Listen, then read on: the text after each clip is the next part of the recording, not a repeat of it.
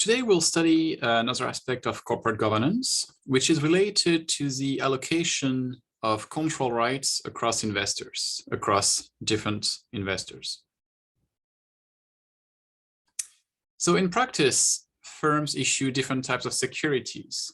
Right? They issue equity claims and debt claims on the firm. And of course, these claims differ with regards to their cash flow rights, for example, dividends or interest payments. But they also have different control rights.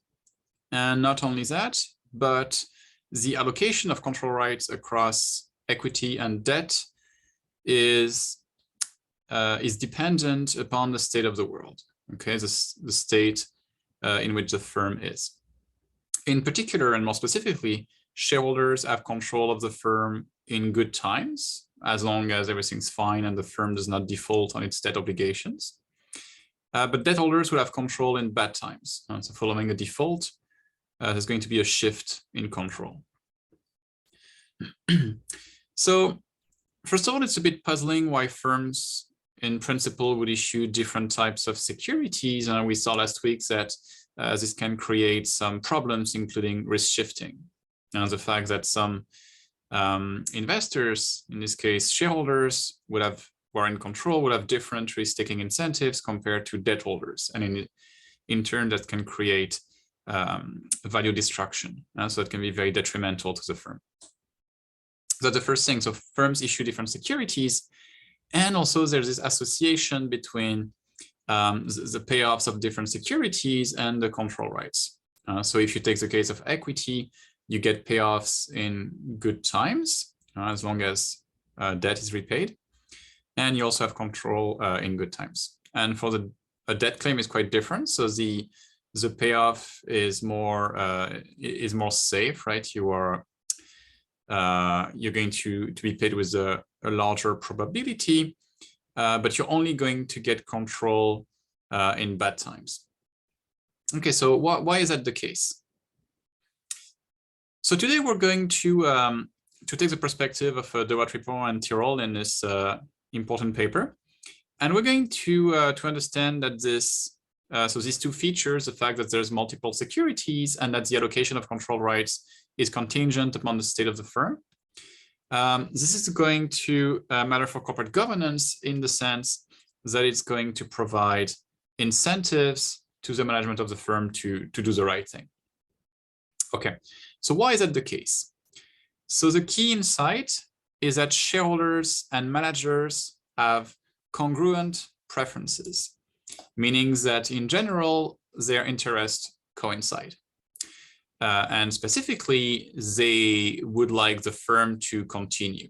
Managers, because then they will keep on managing the firm and derive some rents from doing so, maybe some payments, maybe some private benefits. And shareholders simply because they are going to extract the surplus from the firm continuing its operations. Okay, they're going to extract all the value creation. And so shareholders benefit from the upside, but debt holders do not benefit from the upside.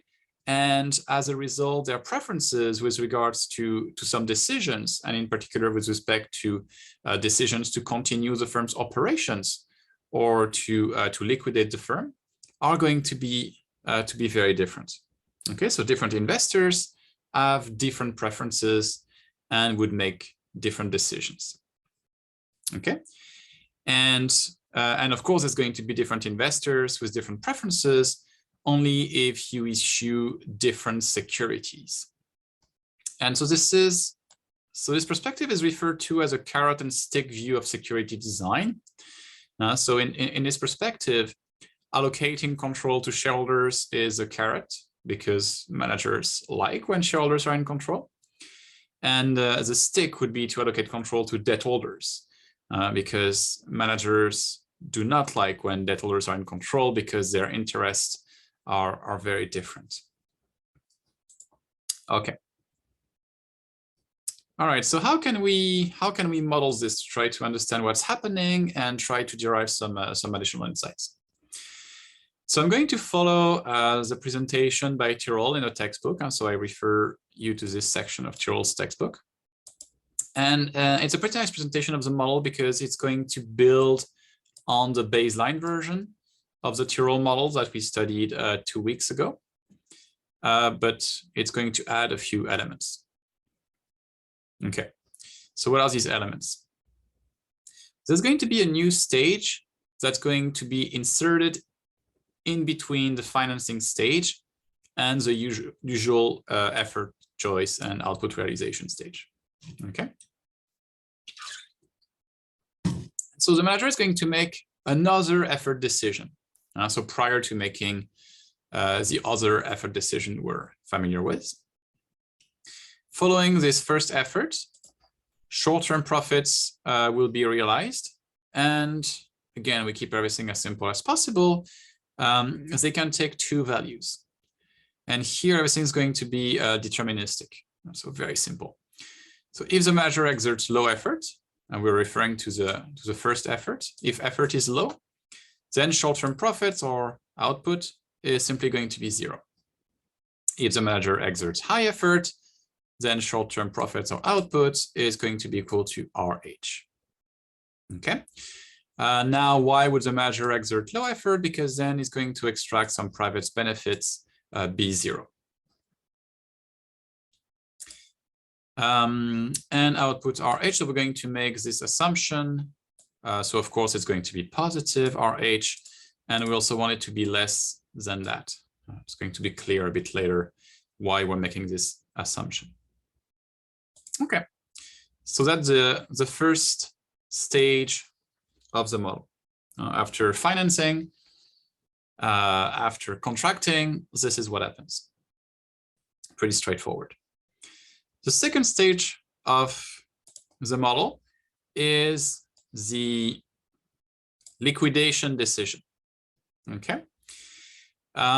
Investors, and then it's going to depend on who is in control, so who gets to make the decision. But some investors are going to decide whether or not to liquidate the firm. And if they do liquidate the firm, so it means liquidating the firm's assets. And so you sell the firm's assets, for example, some real estate that the firm operates in. And if you do that, it's going to be a liquidation value of L. Okay, so then the investors would get this instead of getting the firm's output in the second period. But so if the firm is not liquidated, so in case of continuation, then we're back to the standard Tyrol model. So the manager makes the usual effort decision. We're going to refer to that as effort 2. And then the firm's project can be a success or a failure with the usual probabilities, so as in the baseline Tyrol model. Okay, so just as a reminder, so this is the first stage of the model. With output in the first period, which can be either equal to 0 if the manager exerts low effort, or equal to RH if the manager exerts high effort, and so in any case with probability 1. In the second stage of the model, so if the firm is continued, so if it is not liquidated, so in the standard Tyrol model, there can be low effort or high effort, and high effort is simply going to increase the probability of success, so the probability with which output will be equal to R and not 0. Okay. Okay, so in this model, so the manager is still protected by limited liability, so it is impossible to punish the manager, for example, for exerting low effort in the first period. And it's costly to give incentives, right? You could always give incentives to the manager so as to offset this private benefits B0, but it's costly to do so. Okay, so could there be something else that you could do to make sure that the manager is going to be diligent, is going to exert high effort in the first period? Okay. You could tell the manager, look, if you're going to exert low effort, so if output in the first period is 0, I'm going to liquidate the firm. Okay, so the shareholder goes to the manager and says that. So that's a threat to liquidate the firm and to put the manager out of a job if the manager generates 0 output in the first period. Okay, is this credible? So whenever there is a threat like that, you have to wonder if the situation that gives rise to the threat actually occurs. Will the person who made the threat actually follow through? So here, it is not the case, meaning that the threat would not be credible under this assumption. Okay. So on the left-hand side, you have what the shareholder would, investor, this is only one investor right now, so the shareholder would get in case of liquidation. So this is a liquidation value L of the firm's assets. Okay. But now what happens is the shareholder decides to continue. Well, then we're back to the baseline Tyrrell model, and we know that the shareholder can get all this in expectation. So with probability 1 minus pH, the firm generates 0, everyone gets 0. But with probability pH, the firms generate R. You need to pay this fraction to the manager. But so the shareholder in this case, in expectation, is going to get all this. Okay, and because all this is larger than L, the shareholder is actually better off continuing the firm's operations as opposed to liquidating the firm. Okay. So this threat of liquidation, if the firm's the first period output is 0, is not credible. If the firm is only 100% equity finance, is only one type of investor, a shareholder, the threat of liquidating the firm following low short-term output is not credible. So it's not going to happen.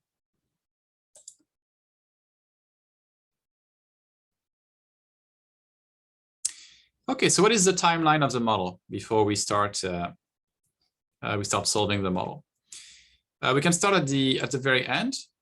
So if investors decide to continue the firm, then we're back to the baseline Tyrrell models. The manager is going to exert some effort. Output will be realized and rent will be paid according to the contractual payments. So we already studied this model. We already know what's going to happen. So what's different is that, so actually the very beginning is also the same as the baseline Tyrrell model, right? There's a financing stage, you receive external funding and so on. Okay, so what's really new is what's happening here in between. So following financing, the manager is going to exert the first effort. Then output, so it is a first period output, will then be realized. If debt has been issued, debt will be repaid or not at this stage. And following this debt repayment, maybe the firm will default, maybe it doesn't default. And following that, there will be the liquidation decision. Will the firm's assets be liquidated, or will the firms continue operations, in which case we move on to the baseline Tyrrell model. And the manager exerts some more effort, and the second period output is realized according to this distribution. Okay.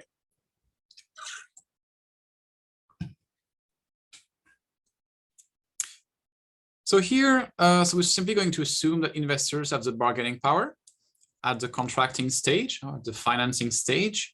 So they're going to extract all the surplus. Now they're going to just keep the manager at his reservation utility, just what is needed to make sure the manager is going to have enough incentives to exert effort. Okay.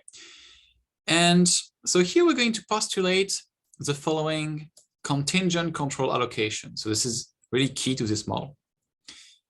So the financing stage, so at this moment, the firm is going to issue some short-term debt with face value D. So that's the debt repayment D, at least the contractual debt repayment. it might not be the actual debt repayment, right? If the firm cannot repay this amount, it may repay less than that, but this is the debt obligations of the firm. And so D will be greater than 0. If D were equal to 0, there would not be any debt. But D will be less than first period output in case a measure exerts high effort.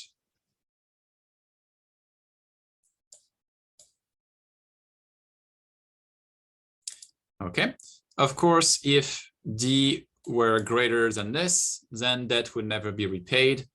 So that would not be very interesting.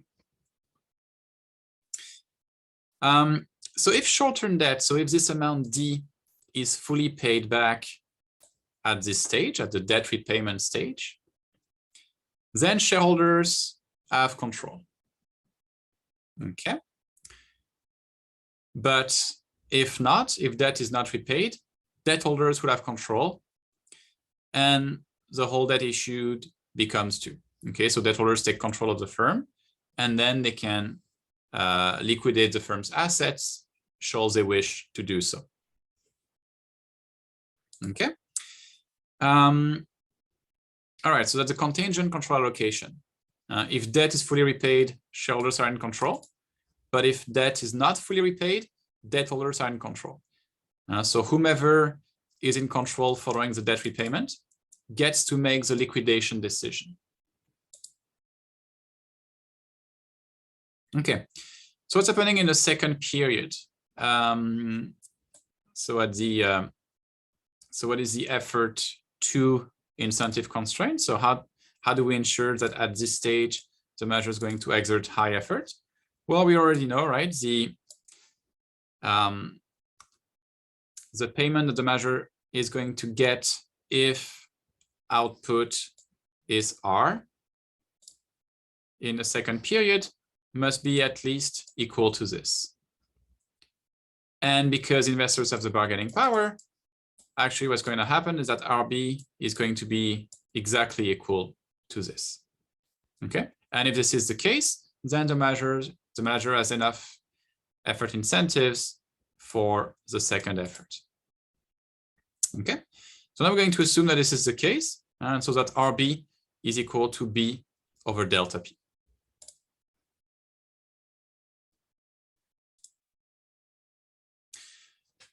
Okay, so before we move on to the first period analysis, let's look at the payoffs for two different types of claims on the firm, so a debt claim and an equity claim. And so in both cases, the payoff of the claim depends on the contractual debt repayment that was negotiated at the financing stage. Now, this is what I refer to as a debt repayment here. In the models, this is called D.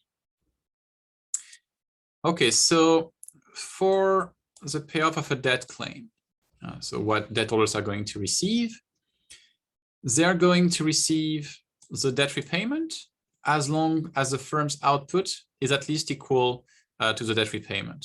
Now, this is the section here on this figure. But now if the firm's output is lower than debt repayment, which is in this case equal to 1, then in this case, the payoff, the debt payoff, is simply going to be the firm's output. Okay. Now, if we take the payoff of an equity claim, well, equity investors or shareholders will be residual claimants once debt is repaid, right? So as long as debt is not repaid, shareholders receive 0. This is what we have here.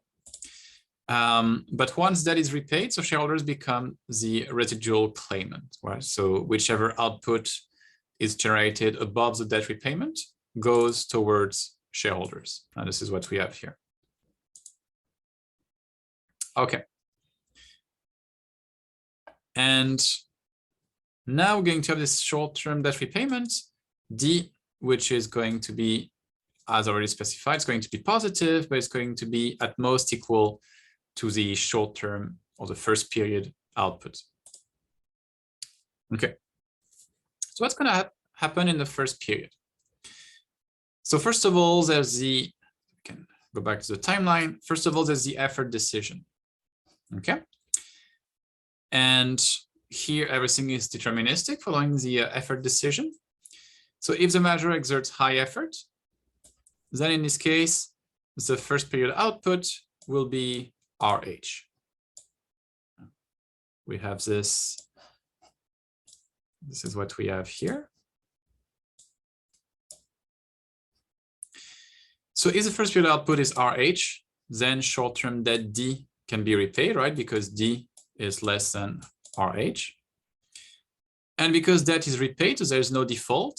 And so shareholders remain in control of the firm. Okay, so they are the ones who get to make the liquidation decision.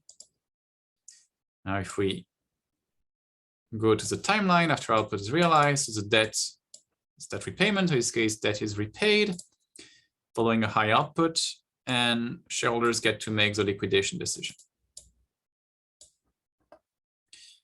So they can do two things. They can either continue the firm or terminate the firm.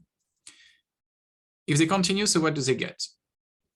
Well, first of all, they will get the first period output, right? They have to repay debt. So that's going to happen regardless. But also they're going to get whatever they can in the second period. So in the second period, what do they get? Well, we already said that they would get this here, right? With priority PH, in the second period, the firm is going to produce high output, so R, but they must pay this to the manager to make sure the second period incentive constraint is satisfied. Okay.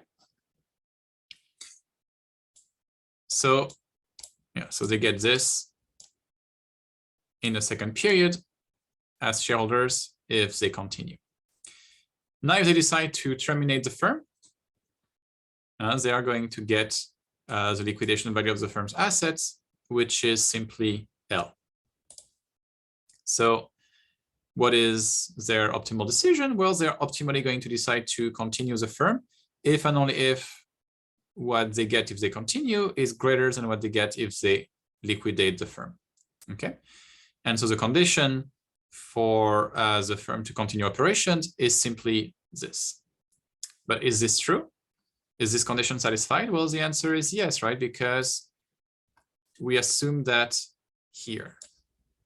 We assumed that liquidation was exposed inefficient. Okay, exposed, you're always better off continuing operations compared to liquidating the firm. And this is why actually liquidation was not credible if the firm was only financed by shareholders. Okay, so this is true. And so shareholders optimally decide to continue the firm. Okay. Now, what about the other case? So when the manager is now going to exert low effort in the first period. So in this case, first period output is 0. Low effort means 0 output in the first period. So then you cannot repay short-term debt, right? So the firm is going to default on its debt obligation simply because it generated 0 output, so it cannot repay its debt. And so now debt holders are in control.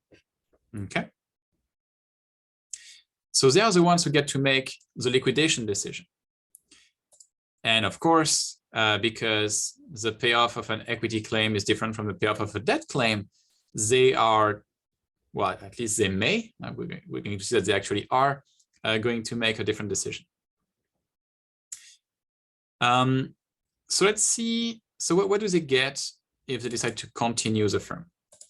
So in this case, if they continue, well, with priority 1 minus PH, so first of all, so at this stage, the first period output is 0, right? So no one gets anything in the first period. So the only payoffs will be derived from second period operations. So if debt holders decide to continue the firm, and now they are the ones in control, they are the ones who get whatever the firm generates. And so if they continue with priority 1 minus pH, no one gets anything in the second period, right? Because the second period output will be 0. And we would be in this case. And by the way, why are we in this case and not in that case in the second period? Now, this is because the incentive constraint is satisfied. Okay, so with priority pH, the firm is going to generate R, and you still need to repay this to the manager to make sure that he will indeed exert high effort in the second period. But we're still looking at the payoff of a debt claim, right? So as long as output that goes towards investors is at least equal to this, at most debt holders are going to get D, as they're going to get the debt repayment that they are entitled to. Okay. So this is a payoff of the debt claim, right?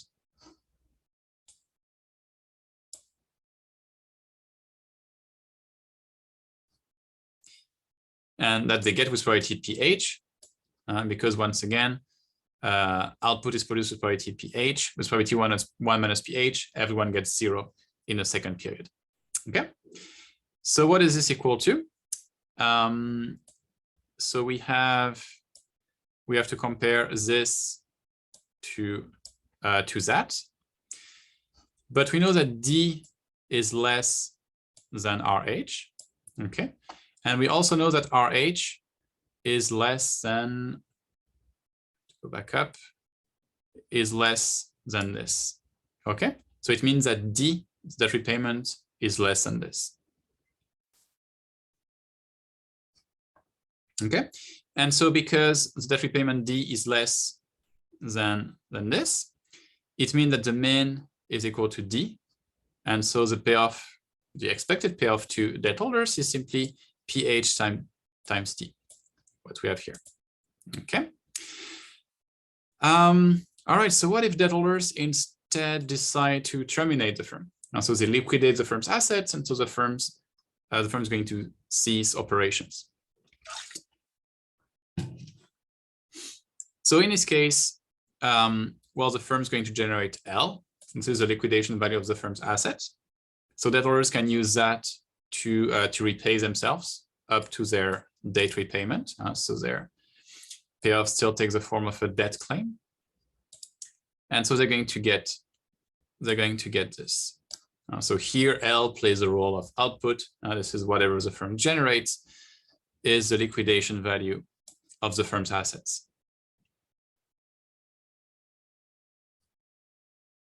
Okay, so what will debt holders decide? Well, they're going to decide to optimally terminate the firm if what they get in this second case, this, is greater than what they get in the first case, which is that. Okay. Also note that if the minimum here is equal to D, well, the condition is that D should be greater than pH, which is a probability, so in between 0 and 1 times D. So this is always the case. So in other words, this condition is always satisfied if the mean between L and D is equal to D. And so a sufficient condition for this condition to be satisfied is simply that L be greater than pH times D. Okay. Will that be the case? Well, that can be the case. That can be the case very easily, right? Because what we only need to have is that D should be greater than 0 and less than RH. So whatever the values of pH and L, it's always the case that we can set D. We set the debt repayment so that this condition is satisfied. And here the idea that the debt repayment should not be too high, because if the debt repayment is too high, debt holders might be better off continuing the firm, because in this case, they would have some upside to doing so because the debt repayment is so high. Okay. And so here you already can see the liquidation bias of debt holders. And you can see this liquidation bias is stronger when the debt repayment is lower. Because when you have a very low debt repayment, you become very risk averse, right? In this case, debt holders will often be better off just liquidating the firm to get this debt repayment for sure, and they will be indifferent with regards to the firm's upside. So they become very risk averse, very averse to continuation, and they have a strong liquidation bias.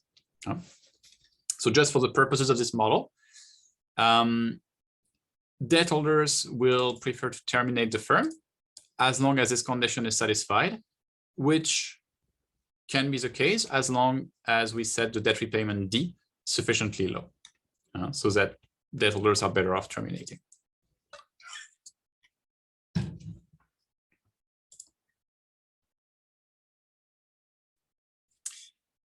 Okay, so what's going to happen in the first period? So now let's look at the problem of the manager from the manager's perspective. So given what happens at the debt repayment and liquidation stage, so when the manager exerts high effort, so now we're at this stage, so we're going back in time. We always solve the model with backward induction. So we're going back in time. So given what happens at this stage, let's look at the effort decision of the manager at this stage. So if the manager exerts high effort, output produced will be RH.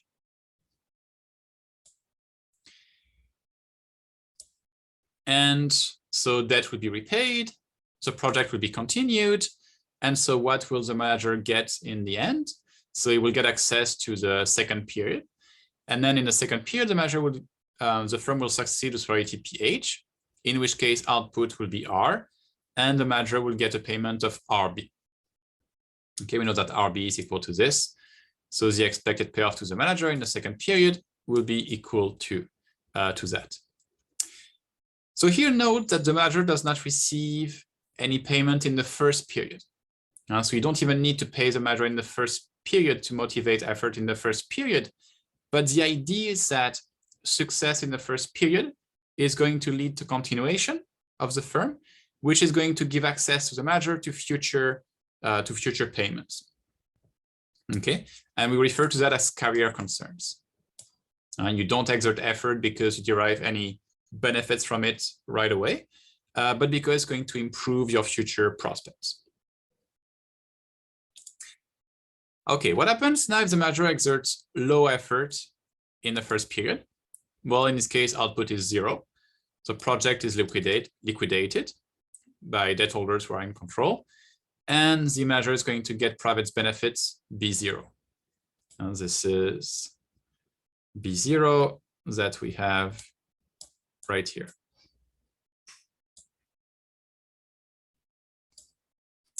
Okay, so what is the first period incentive constraint?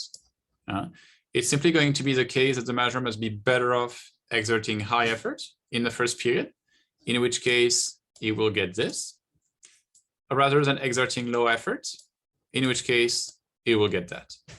Okay, so hopefully this will be the case, and this will be the case as long as B0 is sufficiently low. What could be done if this is not the case?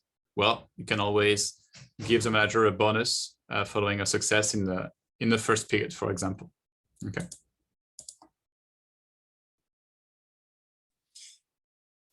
All right, so what's going to happen? So let's try to summarize and let's try to understand how these different decisions interact and how this whole model works.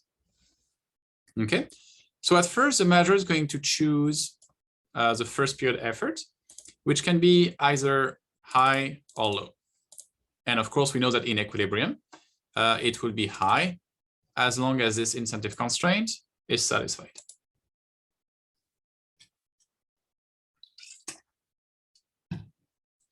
So if effort is high, then first period output is going to be high as well, so that debt will be repaid and shareholders will be in control. So they will be the ones making the liquidation decision. And we've already seen above that they will optimally decide to continue the firm.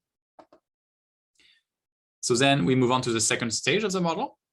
The manager is going to make the effort decision, so the effort to decision. And we've seen before that under the second period incentive constraint, the manager is going to optimally choose high effort in a second period. Okay, so we're going to end up here, which is good, right? It's high effort both in the first period and in the second period. Now, what would happen if the manager were to deviate in the first period by exerting low effort? So then output in the first period would be 0. Debt could not be repaid. Debt holders would be in control. They would optimally decide to liquidate the firm as long as the debt repayment D is sufficiently low, so as long as this condition is satisfied. Okay, and it is precisely because debt holders would choose to liquidate the firm if output is low in the first period that the manager is going to exert high effort. So it's not so much because output would be high. The manager doesn't really care about the first period output per se, but the manager cares about who's going to be in control after the first period. Okay. Another way to view this is that after the first period output is a sunk cost. No one should care about it. No. But because it's going to affect which investor is in control, and because the investor in control is going to make a different decision depending on whether this is a debt holder or a shareholder, output in the first period is going to matter. But it's only going to matter because it's going to shift control towards a different investor depending on the output realization. Okay. And so this is why this contingent allocation of control rights is very important.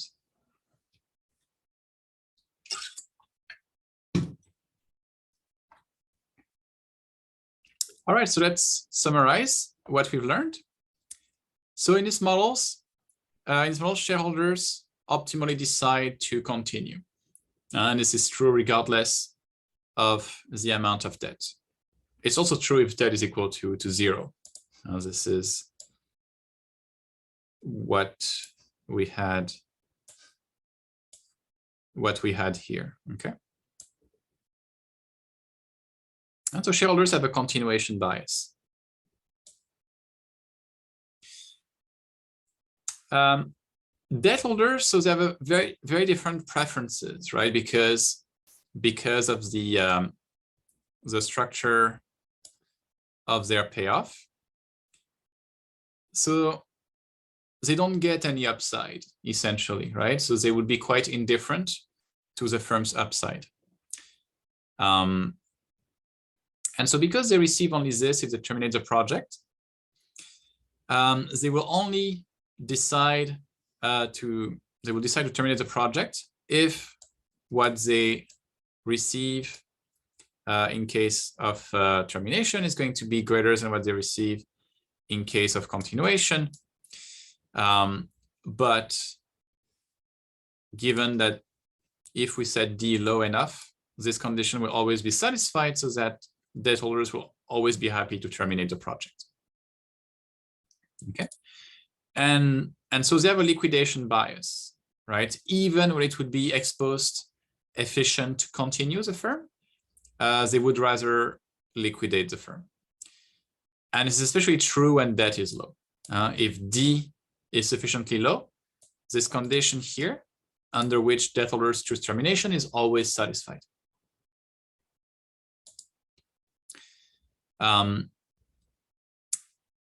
So what would happen on the other hand if the debt repayment D were very, very high? Okay. Well, in this case, so what would happen is that debt holders would essentially become shareholders. They would be the residual claimant for the firm, right? So think about this graph, but here debt repayment would not be equal to 1, it would be equal to 2. So in this case, the debt payoff as a function of output would just be a linear function of output, right? Not a concave function of output. Okay, and so in this case, if the repayment D were sufficiently high, debt holders would optimally decide to continue the firm. They would, which is not good for our purposes, right? The purpose of having debt holders in control was that they would optimally decide to liquidate the firm, which would in turn deter the manager from exerting low effort in the first period. So that would not be good. And so you can actually see it from this equation. So if D were sufficiently high, this condition would not be satisfied, and debt holders would optimally continue the firm. But now what would happen if the debt repayment were D is equal to 0? So there is no debt in that case. Well, in that case, the firms would be 100% equity financed. So we're again back to this case. And in this case, there would not be any liquidation either. Okay, so when debt does not exist or when debt is too high, there's no liquidation of the firm. Okay, liquidation is only effective as a threat when debt is low, but of course not too low.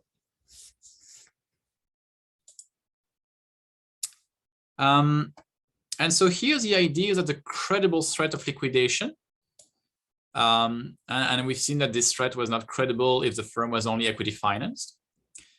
So it provides incentive for the first period effort decision if this equation is satisfied. And this is the case even though the manager does not get any direct benefit from exerting high effort in the first period. So now one question is, will termination be observed in equilibrium? So will there ever be termination? Well, no, because in equilibrium, we're going to go down this way, down the graph, right? But liquidation is a credible threat because if we reach this point in the graph, debt holders optimally decide to liquidate the firm. Okay, so termination will not be observed in equilibrium, but the credible threat of liquidation is actually very important in this model. So how can we summarize what we've learned? Well, that with a multiplicity of claims on the firm, and in particular with debt and equity claims that have a different structure of payoff, investors would have different preferences. And then if you make the allocation of control rights contingent upon the firm's performance, this would have a disciplinary effect that can motivate effort on the part of the manager. Okay, so that's another way to align interest between the manager and the firm's investors.